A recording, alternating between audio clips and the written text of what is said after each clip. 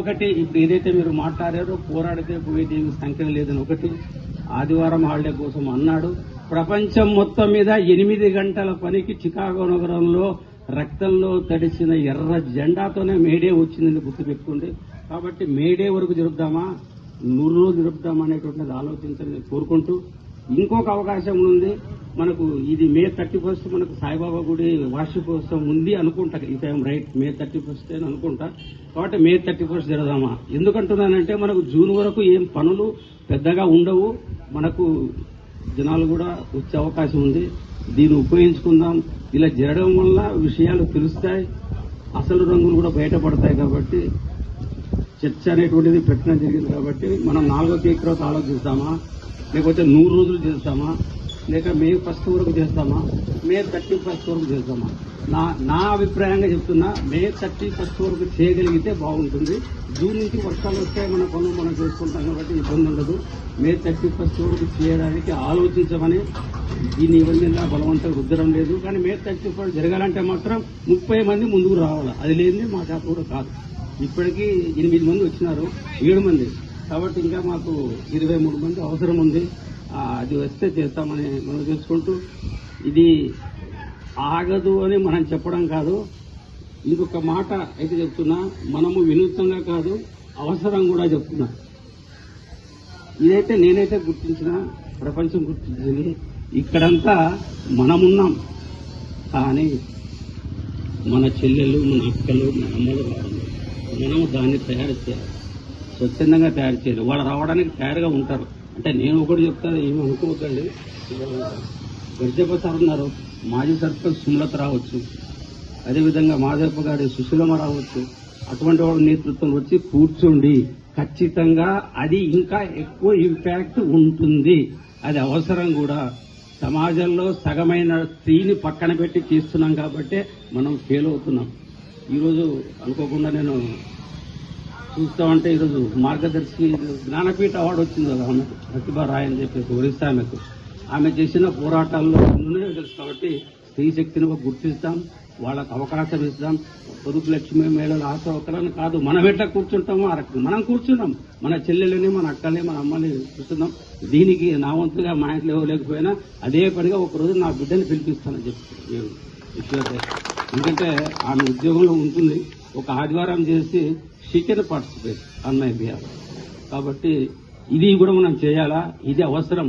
ఇది ఉద్యమానికి కొత్త రూపం ఇస్తుంది. రొటీన్ గా రాస్తారోకోలు చేసి down down, CM down down, పోలీసులు దోషం రక్షించాలి అనేటువంటిది మారి వాళ్లే మనం గుర్తించే స్థాయికి రావాలా. ఇప్పుడు ఈ రోజు ఆదినారాయణ రెడ్డి, నాగరాజును గుర్తించినారంటే మేమే చేసే పని వాళ్లకు అర్థమైందని అర్థం. అర్థమైందని మనకు అర్థమైంది. కాబట్టి ఇది మనం ఎటువంటి పరిస్థితుల్లో వదలడానికి వీల్లేదు, వదలము కూడా. వదిలితే జనం వదిలేట్లేరు. నేను అదే చెప్పింది ఆ రోజు. ఫస్ట్ జన్మకు వచ్చిన ఎక్స్పీరియన్సే 30వ తేదీ రాత్రి ఎటువంటి రెస్పాన్స్ వచ్చింది.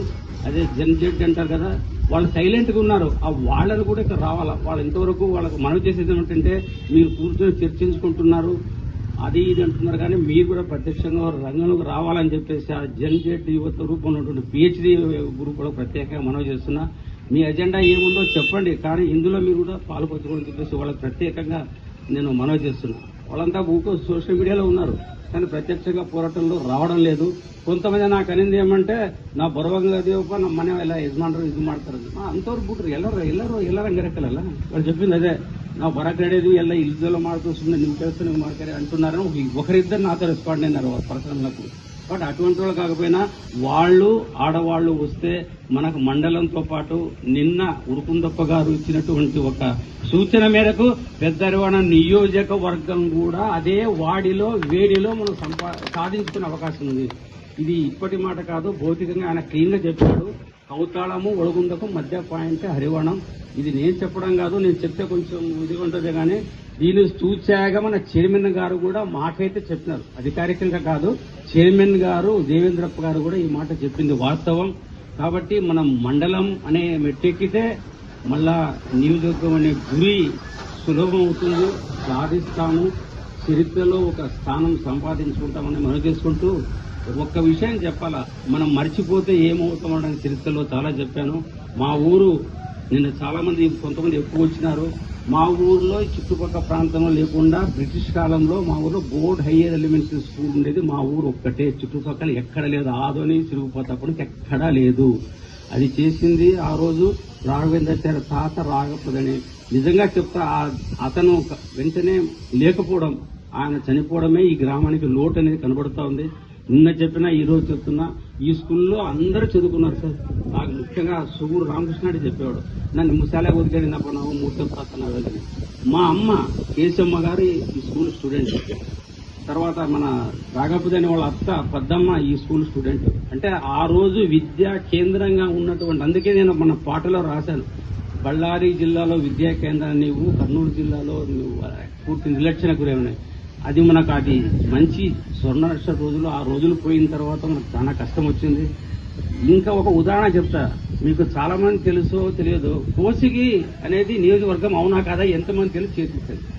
కోసిగి ఒకప్పుడు ఎమ్మెల్యే కాన్స్టిట్యూన్సీ తెలిసిన వాళ్ళు ఎవరన్నా ఉన్నారు ఇక్కడ?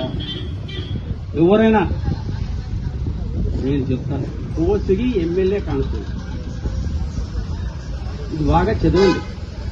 కోసిగి ఎమ్మెల్యే కాన్స్టిట్యూన్సీ ఉన్నప్పుడు అక్కడ ఎమ్మెల్యే గారు సత్యనారాయణ కోసిగి దూర, ఆయనకు ఎవరు ఎదురే లేదు.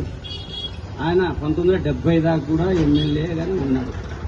కానీ అక్కడ వారి ప్రవర్తన అంటే నిరంకుశంగా వాళ్ళు పరిపాలించడము, ప్రజలు విసడంతో ఆ కోసిగి ఎమిరిపోయింది. చాలా మందికి విషయం తెలియదు. కోసిగి అయితే ఒరిజినల్ కాన్స్టిట్యున్సీ అది పోట్టుకున్నారు. కారణం ఇప్పటికీ ఇక్కడ తెలిసింది ఒకటే, దేశంలో అత్యధిక నిరక్షరాస్యత ప్రాంతం కోసిగి. కాబట్టి నిన్న చెప్పు పోయినారు. ఆయన కోర్టులో సరెండర్ అవడానికి వచ్చినాడు. వస్తే పోలీసులు పట్టుకుని పోయినారు బయటికి. చట్టరీత్యా నేరం. దానికి పత్తికొండ లాయర్లతో పాటు ఆదోని లాయర్ కూడా కర్నూలు జిల్లాకు పోయి ధర్నా చేసిన సార్ ఉంది. మనం నాయకుల చుట్టూ తిరగాల్సిన అవసరం లేదు. మనకు జరిగిన అన్యాయాన్ని మనము నేరుగా ప్రశ్నించే అవకాశం ఉన్నా మనమే బలహీనులు అనుకుంటున్నాం. First thing we think we are weak. అది మనకి పోండి, మనము బలహీనులు, మనకి ఎవరో సపోర్ట్ చేయాలా అనేటువంటి ఒక ఇది ఉందే, ఒక భావన. ఆ భావన నుంచి బయటకు వచ్చినప్పుడే మనిషి తన ఆలోచనని నిర్భయంగా చెప్పడము, తప్పు ఉంటే దిద్దుకోవడము అనేటువంటి జరుగుతాయి. కాబట్టి ఈ రోజు మనల్ని ఇబ్బంది పెట్టినారంటే మనం గెలిచినట్లే. అందులో ఒక మాట మాజీ సర్పంచ్ భర్త గర్జప్ప అన్నారు, ఆర్నారాయణ రెడ్డిని పట్టుకుని ఏమేమో చేస్తున్నావు అని అన్నాడంటే ఆయన హ్యాట్స్ ఆఫ్. ఆ సీఏ దగ్గర పోయి, సార్ నా పేరు మీరు చెప్పినందుకు ధన్యవాదాలు అని చెప్తున్నా. అంటే ఆర్నారాయణ రెడ్డి ఒక విధవ, ఆర్నారాయణ ఒక విధవ జనాలు చెడగొడుతున్నాడని మీరు అంటున్నారంట. జనాలు చెడగొడుతున్నానో లేకపోతే జనాలని బాగు చేస్తున్నాను రండి సార్ అని చెప్పేసి కూడా నేను ఈ సభామూలక అడుగుతున్నా. ఆయనకు చెప్పాల్సిన పని లేదు, ఎందుకంటే మీడియాలు లేవు, సోషల్ మీడియాలో పంపించండి. ఆ సీఏ గారికి నేను ఈ మాట సవినయంగా చెప్తున్నా. మీరు ఏ బేసిస్ మీద ఒక వ్యక్తిని మీరు అంటున్నారు, నేను చేసిన తప్పేమిటి అనేటువంటిది కూడా సూటిగా సభాముఖంగా ప్రశ్నించడం ప్రజాస్వామ్యంలో ఉన్న పద్ధతి. కాబట్టి మీరు కాదు, మీరే మాట తీసేస్తా, మనం ఖచ్చితంగా ఐక్యంగా ఉండాలి. మీరు అంటే నేను వేరే అయిపోతాను, నేను వేరే కాదు. మనంగానే ఉందాం, మనంగానే ఈ ఉద్యమాన్ని తీసుకుపోదాం.